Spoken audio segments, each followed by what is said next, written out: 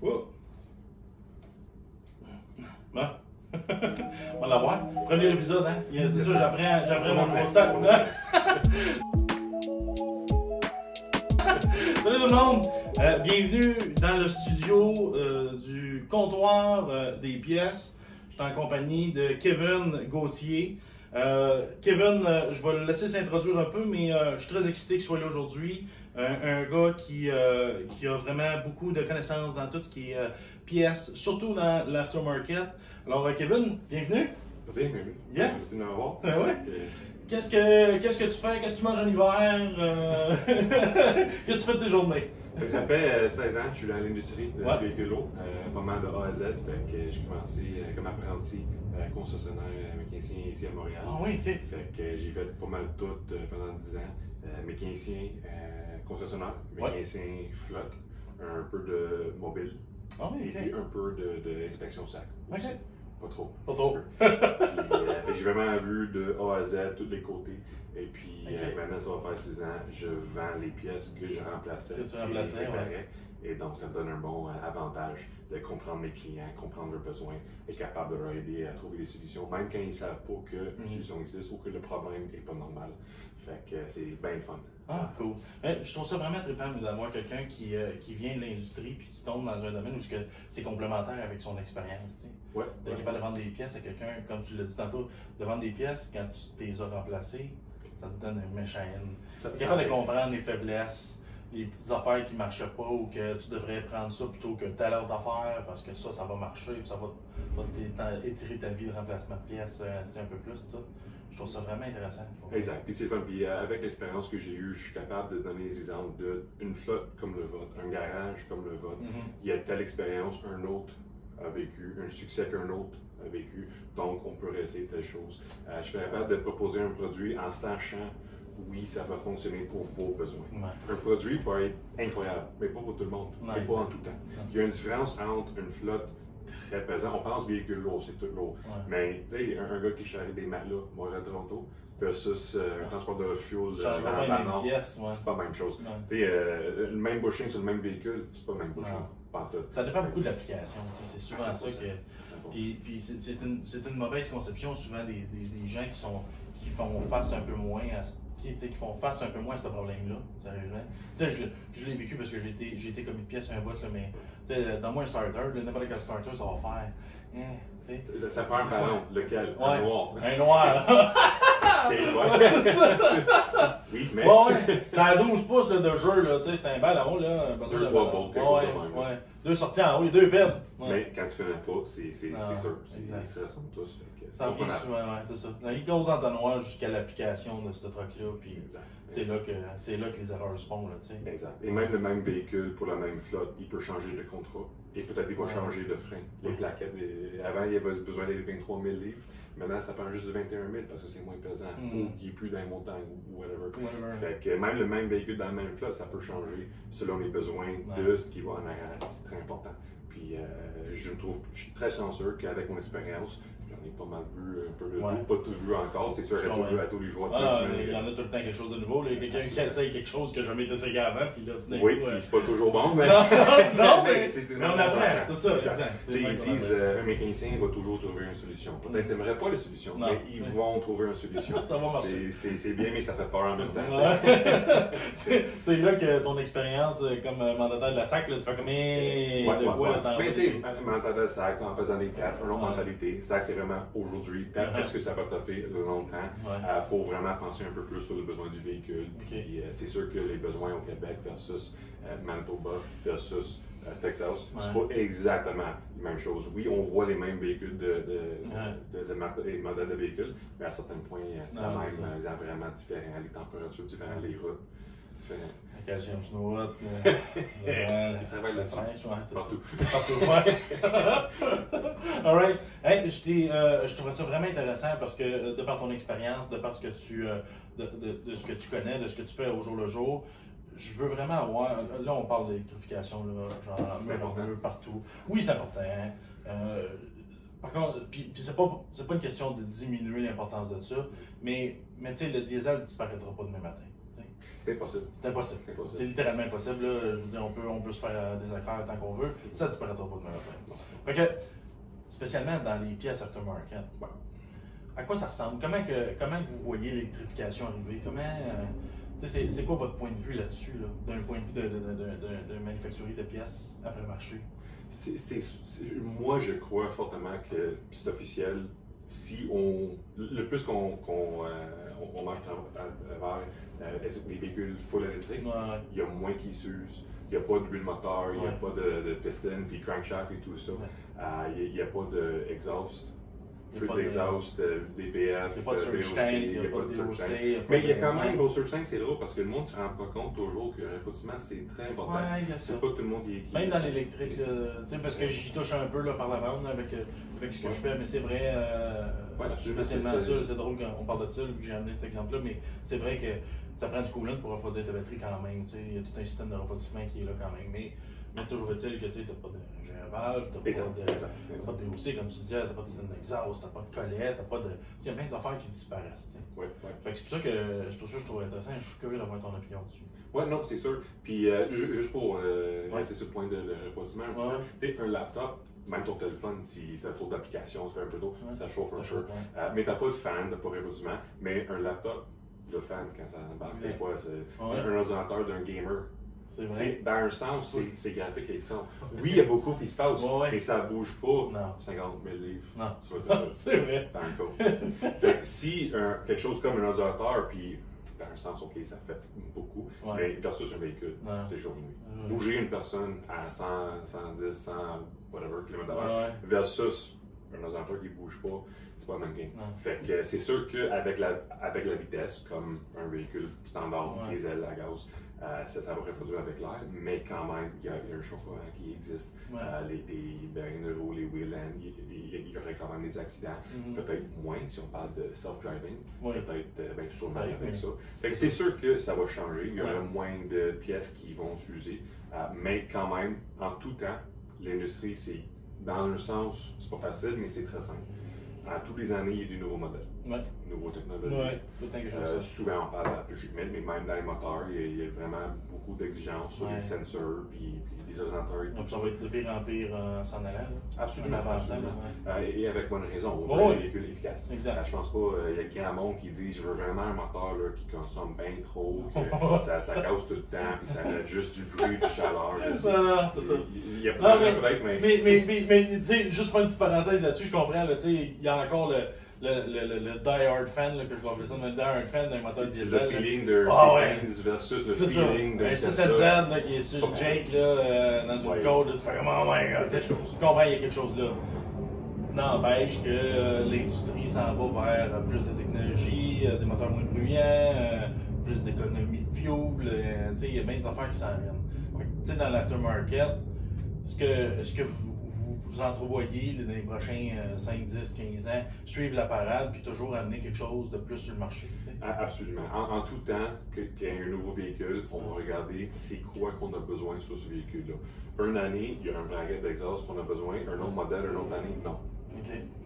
On fabrique pour l'ancien modèle, pas pour le nouveau. Ou vice-versa. Même chose pour les véhicules électriques. Ils vont avoir des choses, ils vont avoir des problèmes. Les routes sont pas droites, là, ça brasse, ils vont avoir des suspension. Exact. Il y aurait toujours ça. Est-ce qu'il y aurait moins? Je crois que oui. Est-ce qu'on aurait autant de camions, de compagnies de pièces de camions lourds? Sûrement pas. Mais il y aurait certains tu penses que ça va diminuer? Il faut. Juste la transition de moteur diesel à moteur électrique, il y a tellement de composants que tu n'as pas besoin. Ils vont disparaître ou changer. Ou bien ça va diminuer, puis il n'y aura peut-être pas autant d'options de magasins ou de points de vente qu'il y en a aujourd'hui, mettons. Exact. Et je pense que c'est pour ça que ça va être encore plus important que jamais qu'il y a un aftermarket. Parce que je pense qu'on voit dans n'importe quelle industrie, quand il y a 1, 2, 3, 4, dans notre industrie, 4 joueurs, il y a juste 4. On pense des fois qu'il y a comme 8, 6, non, il y a 4. Puis, tu sais, le moins de pression sur les prix, le moins d'options pour le marché, le plus qu'on va avoir des prix élevés. C'est pas qu'ils sont méchants ou. Non. C'est le même. C'est ça. C'est la base du capitalisme, c'est correct. Puis c'est notre modèle qu'on applique depuis des décennies, puis c'est comme ça. Exact. Et le plus que eux, ils vont pousser parce qu'il y a moins d'options. De plus, ça va créer la place pour les options. Comme dans n'importe quelle industrie. Okay. C'est toujours ça. C'est toujours la même chose. Il y a juste un joueur. Ben là, je suis le seul avec. Tout le monde en veut. Je monte mes prix. À un moment donné, ça crée la place pour quelqu'un d'autre. Quelqu'un d'autre qui rentre et qui passe. C'est ça. Exact. Puis avec le nombre de personnes dans l'industrie, puis juste le monde en général intéressé, il y aurait quelqu'un qui va créer des options. Ça, c'est pas mal garanti.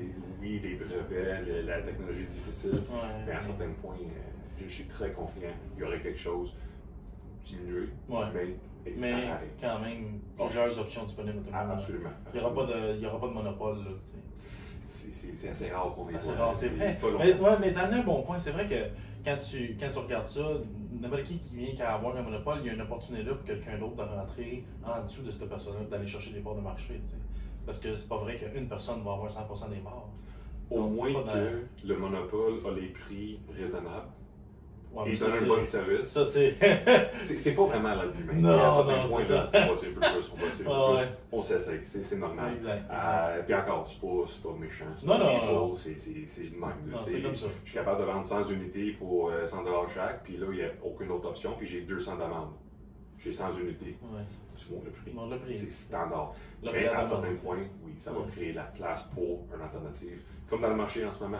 On voit les quatre manufacturiers, ils vont sortir un nouveau flexible exhaust, ils vont sortir un nouveau DPF, switch dash, etc. Puis si le prix est trop élevé, ça donne la place à quelqu'un d'autre d'entrer et faire concurrence, créer une option. Puis c'est ça que je trouve incroyable dans l'industrie en général, c'est qu'il y a toujours quelqu'un qui cherche une opportunité, qui va prendre la chance. On se protège nous-mêmes dans le sens que notre industrie est bonne pour ça. Quand les choses marchent bien, puis je pense au Canada, à l'Amérique du Nord, on est quand même très chanceux. En fait, non. Non. Pas personne qui va dire que tout est sacoche, puis ok, c'est beau. Non, on a toutes les pièces à tablette, puis tout est beau, là, puis le truck reste pas au garage une journée de tour. Là, ça, c'est intéressant. Il y a toujours l'opportunité pour avancer, et il y aura toujours, je crois fortement, quelqu'un qui va vouloir prendre la place dans l'aftermarket. Absolument. C'est l'humain. On veut améliorer notre sort, on veut avancer. Des options. Le consommateur demande des options. Même si c'est juste la curiosité. Il y a quelqu'un qui va démonter un Tesla pour voir comment c'est bâti, qu'est-ce que je peux faire, comment je peux monter. Il y a toujours quelqu'un, minimum les patenteurs. Après ça, les bons capitalistes qui vont chercher l'opportunité. Non, mais je comprends ce que tu veux dire.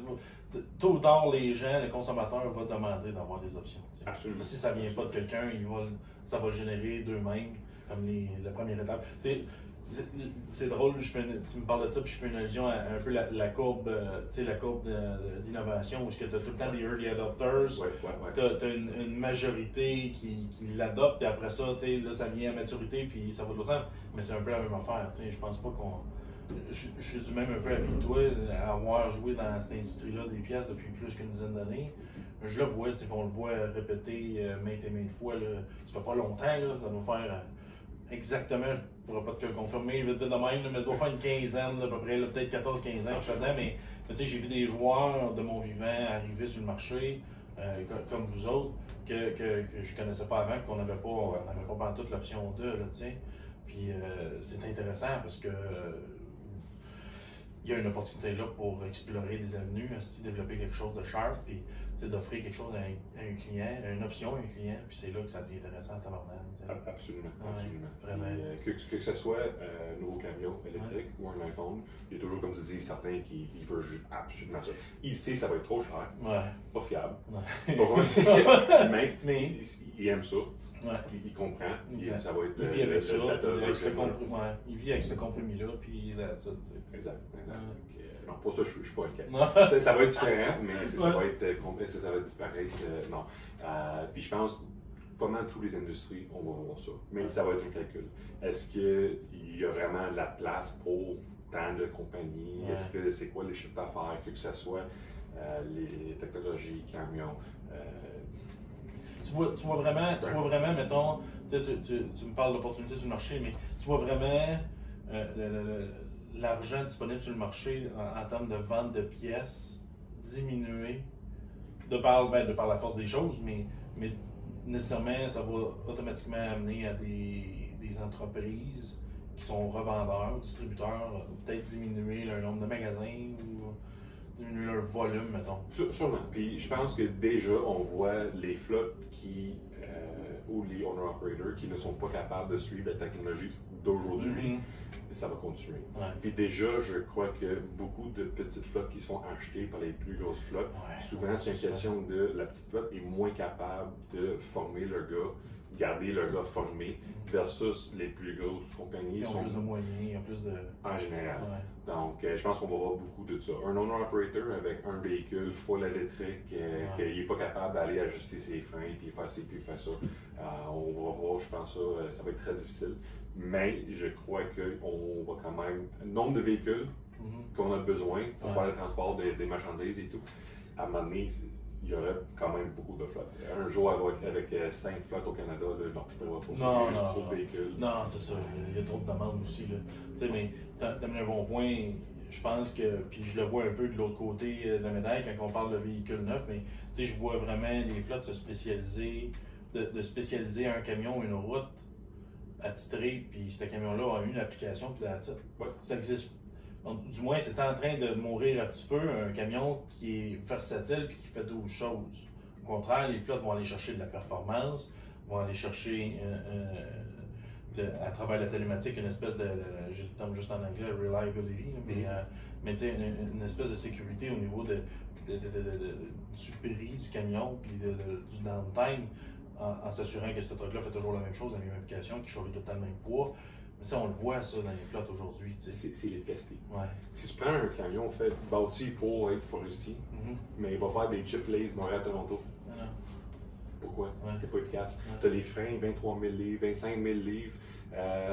T'es fait pour être dans la forêt, puis ça shake.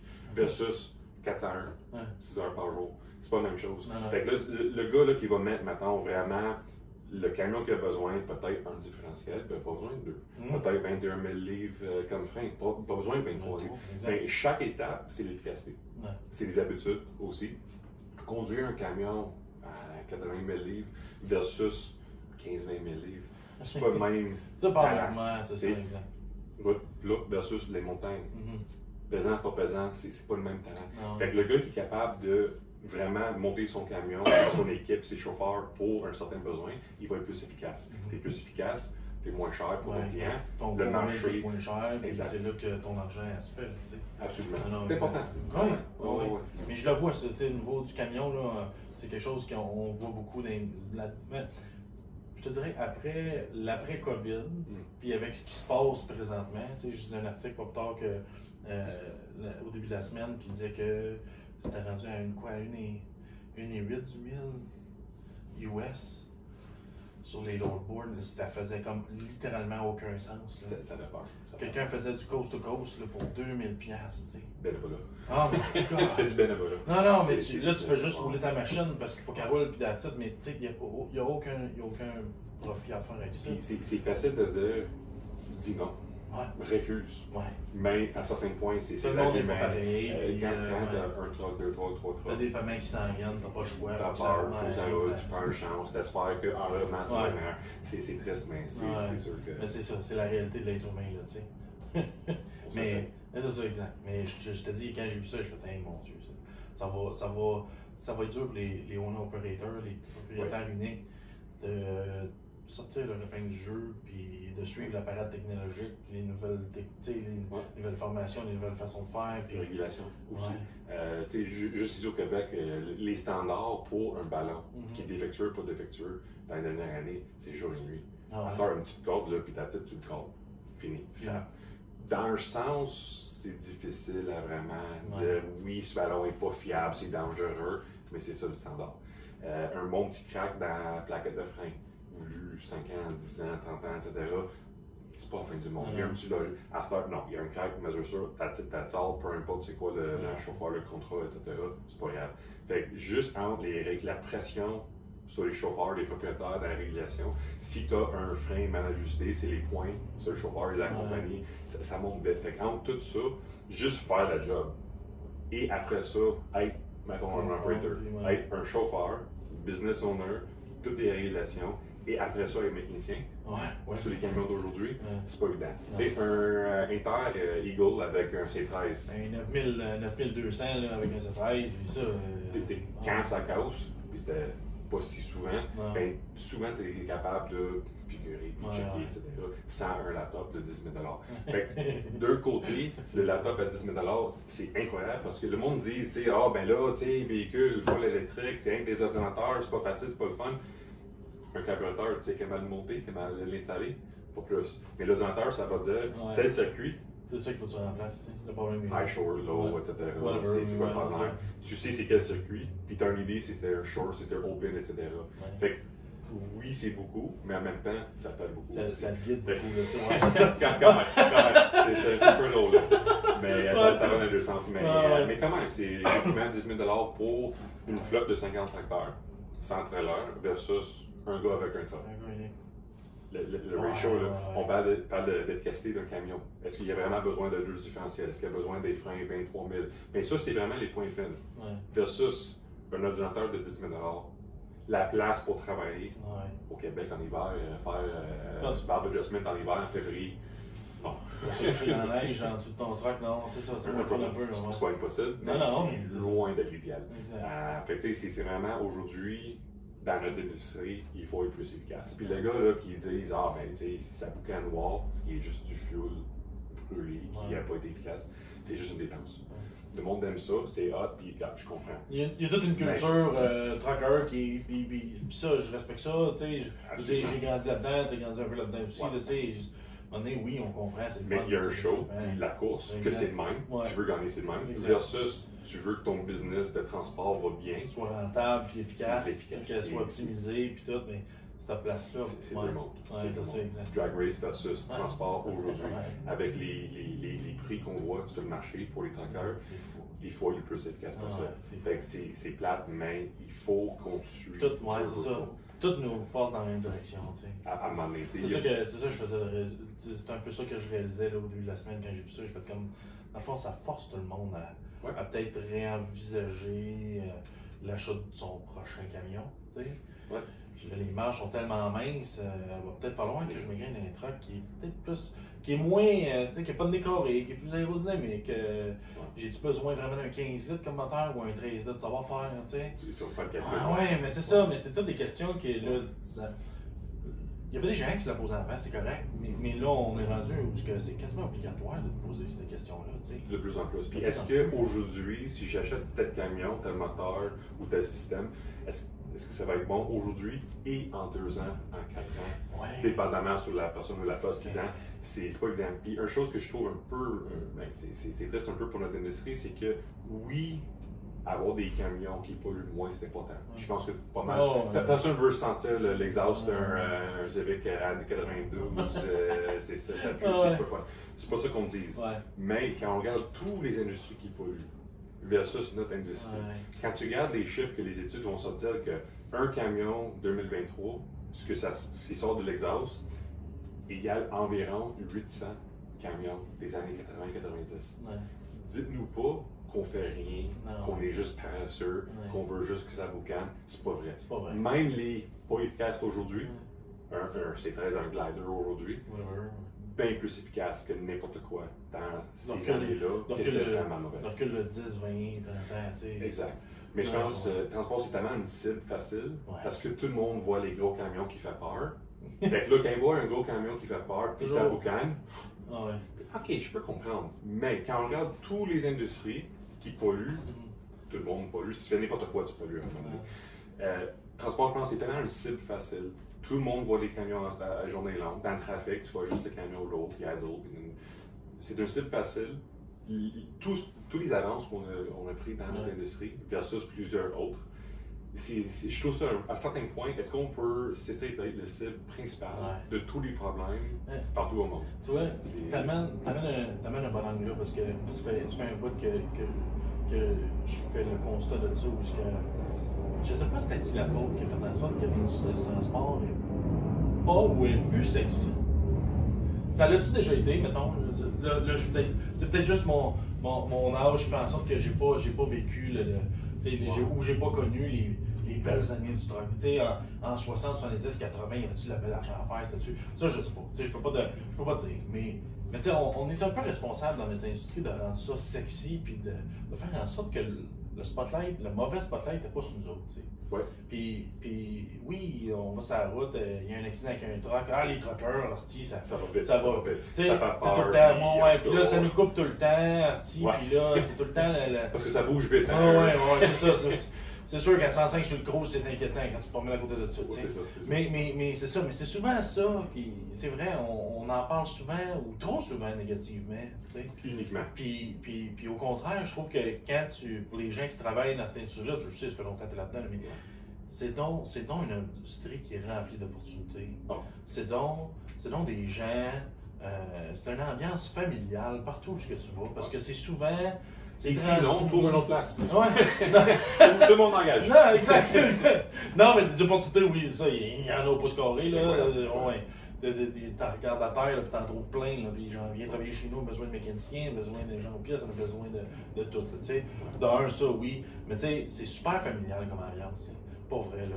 Tu sais, j'ai eu la chance d'aller je disais ça comme ça, mais comme distribuer du bonheur hier, je suis allé donner des cadeaux à quelqu'un qui nous suivait sur les réseaux sociaux, puis tu sais, je le connais pas, le gars. Puis c'est sur une ferme, c'est une entreprise qui est super familiale. Puis on a jasé 1 heure, 1h30, comme il faut, à triper sur des trucks. Ben ouais. Puis j'en ai parlé de la même affaire, puis hey, viens-t'en ici, puis viens dans le garage, puis viens-t'en, on va te montrer ça, ci, ça, c'est ça. Oui. On veut en parler, absolument. Tu sais, les gens de notre industrie sont passionnés, là. C'est vraiment trippant, ça. Mais je pense que le problème, c'est que le gars que tu as parlé 1 heure avec, puis tu aurais pu avoir parlé toute la journée, lui, c'est pas lui qu'on voit. Non, c'est pas lui qu'on. C'est ça. C'est ça, je veux dire. Ceux qui vivent dans l'industrie, dans mon opinion, il y a beaucoup d'opportunités pour vendre.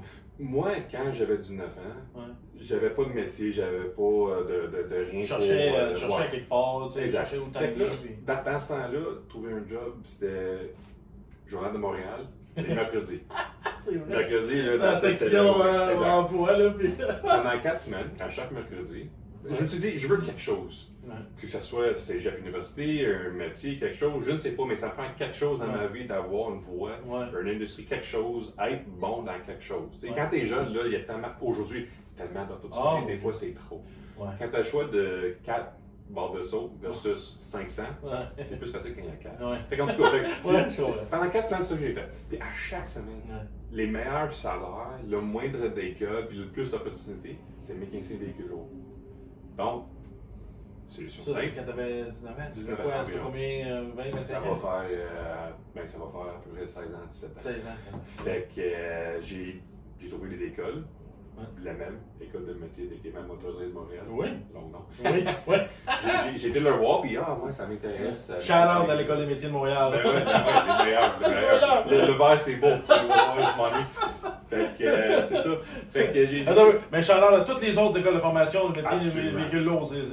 Continuez, faites une bonne job. Fait que j'ai été voir, puis je dis, j'aimerais m'abonner, puis il n'y a pas de trop, puis j'étais vraiment chanceux. 3 semaines plus tard, je reçois un appel, quelqu'un a laissé leur place, est-ce que tu aimerais commencer en 2 semaines? Ah ouais. Ben oui. Attente de 6 mois versus attente de 3-4 semaines. Absolument. Go. J'ai commencé mes études, puis mi-chemin, je travaille dans l'atelier, là, parce que les cours, c'est quand même le fun. Versus, cégep, université, c'est très important. Mais la majorité, c'est des devoirs. Tandis que l'école de métier, c'est un certain pourcentage à l'écrit avec des papiers dans le livre. Mais là, tu vois à l'atelier que tu le fais. Ouais, c'est le fun. C'est tangible, là. Tu es capable de toucher. Mais oui, tu sais, ton clé, ça démarre. Ou démarre pas. Ou démarre pas, trouve le problème. Mais ça vaut beaucoup. Encore, c'est humain. Fait qu'on travaille dans l'atelier, puis mon prof, Bruno Soriol, parle avec 2 gars, et tout. Là, il me pointe. J'ai fait quelque chose, quelque chose, là. En tout cas, il vient me voir, puis il se présente. Ils disent, est-ce que tu aimerais ça être mécanicien? Oui. Ah oui. Ben ouais. C'est pour ça. Ouais, je comprends. Fait tu sais, j'ai fait physico, tout ça. Puis j'ai commencé j'ai fait mon école de jour. Je travaillais le soir et les samedis matins. Les samedis matins. J'adorais ça. Puis dans ce temps-là, déjà, un jeune qui aime ça, un peu l'informatique, je commençais à faire les premières étapes de Check Engine. Check les codes, check à faire la Sur les base. rapports. Puis, Juste pour toucher, voir un peu. Puis j'aimais tellement ça. Puis c'est ça que, juste pour dire, aujourd'hui, tout le monde dit « Ah, les jeunes, ils veulent juste être sur l'informatique et nanana. » Ben, tu te plains hier que tous les camions sont trop dans l'informatique. Trop techno. Puis là, tu dis que les jeunes veulent juste de l'informatique. Puis tu vois pas. Ah, tu vois pas le lien entre les deux. Comment? Oui, comment? Ouais. Tu sais, mais c'est ça, je te dis. Moi, j'ai l'impression qu'on rend pas ça sexy. Mais Colin, ça l'est. C'est ça, c'est ça. Les jeunes sont tous techno, sont tous plugués. T'es pas capable de me dire que tu prends un jeune typique, stéréotype. Vraiment un stéréotype négatif, si tu veux. Un jeune de 18-19 ans, tu montes un moteur de 500 HP. C'est pas intéressant. Comment? En passant, tu peux checker les codes Bluetooth de n'importe où, même. Tu peux le suivre par GPS, puis ça va diagnostiquer over the air. Puis tu vois, c'est pas intéressant. C'est vrai, non, là. Tu vois tous les, mettons, YouTube ou TikTok, whatever, les channels comme Mark Rober, puis Hard Plumbing Co. et tout ça, c'est débile. Le monde en mange. Et après ça, le monde qui adore les vidéos de même, mais il veut rien savoir des véhicules lourds. Il y a une connexion qu'on a besoin de faire. Puis, oui, je suis d'accord avec toi. C'est drôle que tu amènes ça de même, mais c'est un peu la raison de ce podcast-là. C'est un peu la raison de pourquoi que je trouve que c'est important d'en parler et d'être sur les réseaux sociaux. Parce que c'est simple, c'est d'être où ce que l'attention est donnée. T'sais. Oui. C'est pas plus compliqué que ça. Exact. Puis tu sais, moi, quand j'avais 19 ans, j'étais à un point que moi, je cherchais quelque chose. Mais beaucoup de personnes, puis ça ne veut pas dire que c'est un pas bon ou c'est whatever, c'est l'être humain. Ça ne change pas. Ça a toujours été le même. Le monde voit dans les réseaux sociaux, sur le télé, sur whatever, il voit ce que le monde présente. Si tu ne présentes pas ça, puis ça prend le temps, ça prend l'argent, ça prend. Mais dire qu'il n'y a aucune jeune qui veut travailler sur un camion de 500 HP, full informatique, full technique, a besoin d'un ordinateur, tout ça, les formations. Moi, je ne crois pas. Non, c'est sûr que non. Je peux pas croire que sur 20, il n'y en a pas un ou 3, 4, 5 personnes qui font pas comme hey, ça a l'air cool, tu sais. Je suis juste curieux de voir. Ben oui. C'est pas vrai que les jeunes sont pas curieux, là. Non. C'est juste qu'on fait pas le lien entre hey, c'est super techno aujourd'hui, puis on a une gang, on a une relève qui est super techno, qui pourrait juste comme trouver le chemin, puis se retrouver toutes les deux, et faire comme hey, ça c'est le mariage parfait. Exact. Puis je pense aujourd'hui, versus si tu recules de 15, 20, 25 ans, la mentalité des shops a vraiment beaucoup amélioré. Aujourd'hui, je rentre dans les shops, là, on dirait un concessionnaire Porsche ou Aston Martin, les planchers sont propres, l'éclairage est beau, tous les outils sont bien placés. C'est ça. Les prix requis, les demandes, les standards, les exigences sont plus hauts, sont plus élevés, puis oui, ça paraît là. Puis ça fait du bien. Oui. Quand tu as besoin d'un outil, puis il est là, puis il est propre, puis il est prêt, ça vaut beaucoup. J'ai vu des shops que plancher, tout croche, tu travailles dans. Il y a de la graisse partout. Ah non, c'est l'enfer. Le monde est bête. Mais aujourd'hui, les boss veulent que les jeunes aient un succès. Absolument. Engager, c'est cher. Former, c'est cher. Est-ce que tout le monde est parfait? Non. Mais tu vas trouver une place. Puis encore moi, j'étais vraiment chanceux parce que ça a l'air un peu niaiseux de l'extérieur. Peut-être que j'ai fait concessionnaire, j'ai fait flotte, j'ai fait inspection mandataire, j'ai fait mobile, puis j'ai fait flotte de concessionnaire. Puis je parle de comment j'ai appris, comment c'est différent. De loin, ça a l'air peut-être un peu fou, c'est toutes des trucks, mais entre les marchés desservis différents, l'équipement différent, les technologies qui changent, tu apprends toujours. Puis tu sais, c'est drôle parce qu'un apprenti, c'est cher sur l'outillage. Ça, c'est sûr. Le plus que tu apprends, le plus que c'est cher. Puis les premiers 2-3 ans, c'est le plus cher. Mais ce que je trouve incroyable, tu achètes toujours les outils parce qu'il y a toujours des nouvelles technologies, des nouveaux composants. Tu apprends toujours. Fait que dans un sens, il y a un coût relié, oui, mais en même temps, c'est le fun. Puis si tu demandes à la personne là, qui a travaillé dans un petit cubicle là, pendant 30 ans, puis il a toujours fait la même chose, il n'est pas plus motivé. Toi, tu te plains que j'ai besoin d'un nouveau clé spécial, que seulement X offre, puis c'est plat, puis une autre formation, puis l'autre, il est comme, donne-moi quelque chose. Stimule-moi, absolument. Puis non, c'est beaucoup changé, ça change beaucoup, mais comme tu dis, le fait que les pas bons, les jeunes, ne sont pas intéressés à certains points, puis tu sais, on parle de caméra aussi. C'est la même chose, là. Tu sais, il y avait un de mes collègues là, qui qui fait des essais routiers avec notre véhicule électrique là, chez les différentes flottes. Puis, il est sorti du truck, puis lui, il a à peu près à 500 000 km en dessous de la cravate. Là. Il a déjà été trucker plus jeune, puis tout, mais il est sorti d'un truck d'aujourd'hui avec la tablette, Geotab, Isaac, whatever, qui se met à biper, qui a du son, le gars a reçu un courriel en même temps, le téléphone sonne, le truck fait du bruit. Ça va vite, là, aujourd'hui, niveau technologie, là.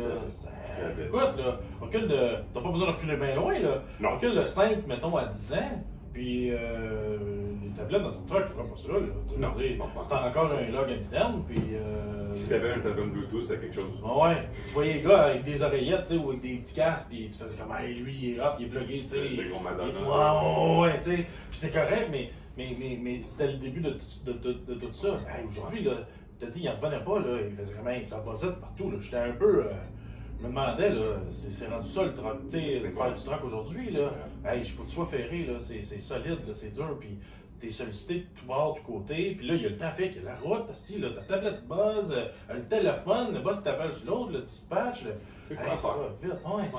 C'est vraiment hot, là. Puis quand tu traverses le pays, puis il y a moins, tu prends ça relax. Ouais, peut-être pas la même route pendant 30 ans, mais non, mais on parle de disconnect entre mécanicien et l'équipement sur lequel on va travailler. Tout le monde se plaint que, encore les jeunes d'aujourd'hui, ne veulent pas travailler au bureau. Qu'est-ce qui est moins au bureau que dans un camion? Ça va. Tout le monde parle il est capable de vivre n'importe où dans le pays, dans le monde, mais t'es pas capable de rebound sur un job de camionneur. Ils vont tous le Nomad life. Ouais, c'est ça. Hashtag Nomad life. Partout. T'es pas capable de dire, regarde, on va te payer pour te promener. T'as pas le droit de rester dans une place parce que c'est pas payant. T'es seulement payé si tu voyages. Mais on n'est pas capable de le vendre. On n'est pas capable de vendre ça. Par contre, ils vont dépenser des grosses fortunes à louer un RV ou une van, un van life, là, tu sais. Puis là, ils font le tour des États-Unis, ils font les 48 États contigus, mais t'es pas capable de leur vendre. En même temps, tu peux faire ça, gagner de la belle argent, travailler un petit peu, puis faire de la route. Exact. Et en plus, de plus en plus, on voit ça des vieux BR sur la route, des vieux Eurovan, un véhicule neuf, ProStar, whatever, 2020, 2022, etc. Ce qui sort du tailpipe, malgré être tellement plus gros, plus pesant, etc., ce qui sort du tailpipe, bien meilleur que le petit Eurovan. Tu peux te mettre la face au bout du pipe, puis il n'y a pas de danger. Absolument. Ce qui sort d'un scooter, c'est drôle, hein? Un petit scooter de rien, le monde va dire, ah ben moi, j'ai pas besoin d'un véhicule. Standard, pas besoin de mon whatever. Ils vont s'acheter un scooter pour l'environnement. Ça consomme pas beaucoup de fuel. C'est vrai. Mais ce qui sort du tailpipe, c'est le pire. Il n'y a pas de catalyseur. Il n'y a pas de DPF, il n'y a pas de DOC. Ils sauvent la planète, mais son petit scooter bien cute, qui sent vraiment bien. Pas le plus, mettons, aux mêmes proportions. Ça pollue plus que le camion lourd qui a peur, puis on devrait l'arrêter. C'est une bonne, bien intentionné. Bon exemple. Ouais, c'est ça. Mais complètement. L'intention est là, c'est correct, mais tu sais, c'est ça. Complètement manqué le shot. Fait que la même personne, tu vas dire, OK, écoute, tu peux prendre ton petit Eurovan des années 80 qui pollue, c'est incroyable, pas efficace, consomme, puis, monsieur, le matelas des années 80, là. En tout cas, c'est une autre chose. Versus un camion d'aujourd'hui avec une télé, des confortables et les camions des cyclos d'aujourd'hui, ça coche. Versus les vieux VR des années 80 qu'on voit sur la route partout. Ça consomme moins, tu es capable de visiter toutes les places, tu es confortable, tu es bien. Tu sais, des bonnes places américaines. Tu sais, je veux dire, tu passes à travers le Colorado, le Montana. Tu sais, c'est des places qui sont écœurantes. Là, tu vas au Texas, puis c'est un pays. Tu passes à travers l'Arizona, le Nebraska, c'est cool, c'est trippant. Là. T'as des côtés, c'est tout. Pour ça, je te dis, je trouve ça, c'est flagrant pour moi, mettons à 34 ans, de voir la déconnexion que notre industrie a par rapport, mettons, à la nouvelle génération ou aux jeunes d'aujourd'hui. On va faire comme, hey, vous n'êtes pas capable de trouver un angle. Puis il y en a, là, on vient d'en parler, c'est un bout, mais il y a plein d'angles vraiment intéressants à faire. Juste comme, hey, regarde, je vais te donner la solution qui va te permettre de faire les deux, puis tu vas pouvoir t'épanouir personnellement, puis en même temps, tu vas travailler, tu vas faire de l'argent, tu sais. Absolument. C'est gagnant. Puis, tu sais, on parle des États-Unis, etc., mais juste au Québec. Est-ce qu'on peut s'entendre? Ah oui. Tu fais le Gaspésie, tu fais le Côte-Nord, tu fais Abitibi, c'est tellement beau. Le monde est incroyable. T'as pas besoin d'aller loin, t'as raison. Ben oui. C'est incroyable. Ouais. Fait que, tu sais, je sais que les vendeurs cherchent les acheteurs, les mécaniciens, mais je sais que le monde existe, mais c'est la connexion qu'il faut. Ça se fait pas, tu sais. C'est ça. C'est dommage parce que. Il y a vraiment des beaux parallèles, comme tu disais tantôt, technologiques, les jeunes qui sont full techniques. Ils ont grandi avec une tablette dans les mains. Là. Ma fille de 5 ans, là, elle change de poste, elle va sur Amazon Prime, puis elle va chercher son émission. Là. Je ne l'ai jamais montré, elle l'a juste fait tout seul. Là. Elle regarde, elle observe, elle est curieuse, puis elle regarde papa et maman faire, puis elle, le lendemain, c'est réglé. Là, absolument. Puis aujourd'hui, ce qui est vraiment fun aussi, c'est qu'avec l'Internet et tout, je peux comprendre que quelqu'un qui va dire je veux pas conduire 10 heures par jour et écouter de la radio. Puis même, tu sais, Spotify, tout ça, c'est ça coche. Mais maintenant, on dit c'est trop. Avec tous les podcasts, tous les audiobooks, tu peux prendre des cours. Imagine, tu prends un cours, tu lis un livre, tu écoutes un podcast, une histoire intéressante, un murder mystery, pendant que tu es payé pour rouler à travers le Québec. Je sais. Il y a peu de choses. Ah non, il y a peu de choses qui te rapportent autant en train d'écouter le meilleur podcast que. T'écoutes Joe Rogan en montant vers cette île. Tu sais, je veux dire. Ben ouais. Sinon, t'es pas capable. Si t'es dans un job plus. Je veux pas dire standard, mais plus que ce qu'on s'attend, t'es pas capable de faire ça. Moi, je couvre juste le Québec. Je suis très chanceux, je couvre le Québec en entier. J'ai pas de région que ça vaut la peine de prendre un avion et louer un char. Des cas de chez nous, des fois un jour aller-retour, des fois c'est 4-5 jours. Puis oui, j'ai Spotify, j'ai tout ça, absolument, j'ai mes playlists. Mais à certains points, j'ai tellement de podcasts, j'ai tellement d'audiobooks. Fait que je passe ma journée ou je passe ça chill, puis j'écoute des beats, whatever, ou j'apprends. C'est débile. Dizaines de livres par année, je suis tellement chanceux pour ça, j'adore. Fait que c'est pas tout le monde qui veut ça, mais c'est correct. Nombre de shows qui existent aujourd'hui. Il y a tellement d'options, d'opportunités. C'est ça, c'est la belle vie, c'est relax. T'as pas un boss qui t'es sur la journée. Oui, tu faut t'arriver là à temps, faut pas que tu partes trop ton temps sur la route, c'est correct ça. Mais tu sais, quand tu mets ça en perspective, puis ça c'est contrôlé, c'est le fun. Ouais. Ah ouais, il y en a des opportunités, c'est fou. Ouais. Hey, tu as mentionné que tu écoutais beaucoup de livres. En char. Puis je veux juste mentionner parce que ton site web, kevinrgauthier.com, allez voir ça tout le monde, kevinrgauthier.com. Pour vrai, il y a vraiment beaucoup d'articles. Tu nous résumes des livres, tu parles de choses qui sont importantes dans notre industrie à comprendre. Un petit nutshell. Oui, exact. Mais je trouve ça, tu m'as conseillé 2 livres que j'ai pris en note puis que j'écoute à travers Audible. Fait que, tu sais, je trouve que le contenu est pertinent, c'est vraiment cool. Puis, lâche pas, c'est vraiment hot. Ça nous prend des gens qui sont capables de verbaliser, puis de vulgariser le contenu, tout ce qui se passe dans notre industrie. Puis, ça en est un bon exemple. Ton site est vraiment plein de ressources, puis c'est vraiment intéressant. Puis, je suis très content de trouver 2 livres que tu as. Oui! Des fois, mais tu sais, souvent, dans ma vie personnelle, je vois quelque chose, je suis comme, mais non, donc bien mal fait. Fait que maintenant, je voulais trouver quel livre que je veux lire. Ben, si je dois lire 2000 mots pour comprendre un livre de 30 000 mots, à un moment donné, je vais juste lire le livre. Fait que, dans ce cas-là, bite size, nutshell, c'est ça que j'aime, c'est ça que j'aime pas, c'est ça le but du livre, that's it, simple. Même chose pour les articles, c'est des choses que moi j'ai appris comme, ok, là, je vais être plus performant dans ma carrière, ou quand je suis mécanicien, ou maintenant comme représentant des pièces en remplacement. Donc, si c'est intéressant pour moi, peut-être personne n'est pas intéressé, mais les chances sont quand même, les chances existent. Fait que c'est ça, je trouve ça bien le fun, je suis content d'entendre. Non, vraiment, The New Thing, le dernier que tu as sorti, là, je vais finir le premier, puis après ça, mais c'est le deuxième, ça s'en vient, c'est sûr que T'es meilleur que moi, j'ai toujours 4-5 en même temps. Ben, j'essaie de. À travers les livres, à travers les podcasts, à travers tout le stock, le contenu. Maintenant, il faut juste que je dose et que je fasse attention à ce que je consomme. Absolument. Puis encore, pour ceux qui cherchent une vie normale, qui ne veulent pas juste être dans la même ville à tout le jour, tout le temps, c'est tellement une belle chose. Le monde curieux qui aime ça. Puis, on parle de livres, mais tu sais, il y a tellement de choses, que ce soit historique, que ce soit un comédie, peu importe, il y a tellement. Il n'y a jamais eu autant de podcasts. C'est gratuit. Oui, puis c'est gratuit, tu sais, je veux dire, c'est vraiment intéressant. Fait que, allez écouter ce podcast-là, hein? C'est gratuit, ça coûte rien. Hey Kevin, merci beaucoup. C'est moi qui te remercie. C'est super apprécié.